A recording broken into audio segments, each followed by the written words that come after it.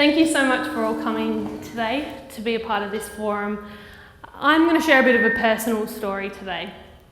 I'm going to start by saying, just remember, you're a big fish in a small pond here, and when you go to Perth, you're going to be nobody. These were the parting words that I received when I was leaving my hometown of 2J 3 years ago. The irony of that, right, is that I was going to an organisation that values people based on their skills and their knowledge and their passion, rather than the labels that society puts on them. And in this case, they were talking about my size. After my temper simmered down, and I thought more about what this meant, they were actually referring to an idiom around how, based on who is surrounded by you, how much impact you can have. And in some ways they were right. I had grown up in 2J and I'd spent my whole life there, and through my work through sporting clubs and community groups, I had met lots of people. I did all my schooling there. I knew lots of different people from many different backgrounds. And when I entered into my role at the Shire of 2J, I'd met other people that were outside of my interests. It's a population of just under 4,500 people, so realistically, that isn't a big pool of impact. But in so many ways, they were wrong. I don't believe that impact is based on how many people we have surrounded by us. And I'm sure many of you here in the room can agree with me here. The conversations we have at Inclusion Solutions are around grants that we're proposing and putting forward, and the grant funders want to know how many people are coming to your training sessions, how many people are coming to your events, how many people this, how many people that. But I don't believe that we can measure impact simply on how many people we get in the room. How can you measure the impact on a mother who no longer has to travel 200-kilometre round trip to take her son with a disability to play sport because his community has now welcomed him to be a part of that sporting club?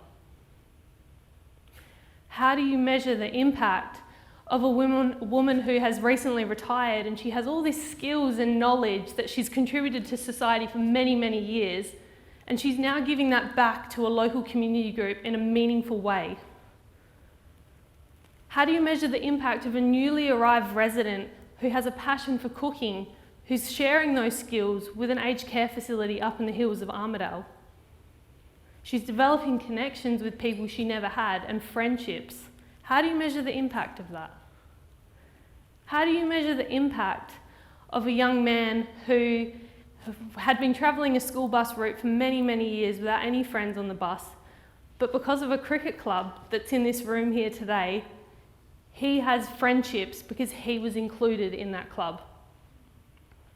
I don't believe the impact can be measured based on how many people we interact with on a daily basis. Impact is about one conversation, a presentation that you might see here today. One moment can significantly impact a person's life. And that's the message that I want you to take away today. The people that are here in the room, we're all here for a common goal of social inclusion. I'd encourage you to have those conversations. Ask people what they're passionate about.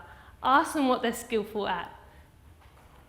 Connection and meeting one another is far more impactful than statistics on a grant writing application. If you take anything away from the presentations that I've given here tonight, is interact with one another. You never know how significant one conversation could be. For those of you that are from sporting clubs, find out what your members are passionate about. Find out what they're knowledgeable about. Give them a role within your club that ignites that passion that they have within them, and give thanks to that. Value what people can give to your club. That's what true inclusion is. From an organisation's perspective, look at your staff members, find out what they're good at, do the same thing, ask the same questions. Place great value on what we have inside of us and the skills that we want to give back and contribute. And that's how we'll achieve true inclusion. Thank you, and enjoy the rest of the presentation.